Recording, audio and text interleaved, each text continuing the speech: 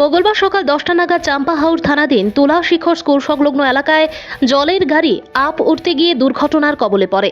বিবরণে জানা যায়, জল বোঝাই গাড়িটি আপ উঠছিল, ঠিক সেই সময় গাড়িটি উল্টে যায়। এই গাড়িতে থাকা 5 জন শ্রমিক আহত হয়। এই এলাকায় স্থানীয় লোক দেখে খোয়াই দমকল কর্মীকে খবর পাঠায়। খবর পেয়ে ছুটে আসে দমকল কর্মীরা।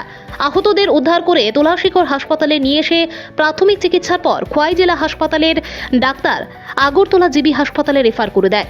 এই এলাকায় এই বিষয় নিয়ে চাঞ্চল্যকর পরিবেশ সৃষ্টি হয়। ভানুচন্দ্রের রিপোর্ট।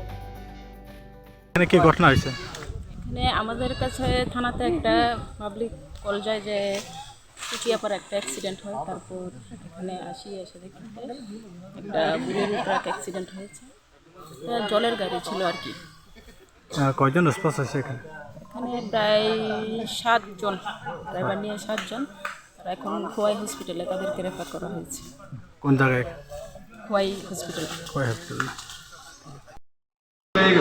কোন জায়গা তুইছে? তুলসীগড় কোন জায়গা এরিয়া? এটা কতজন আহত হয়েছে? 5 জন না?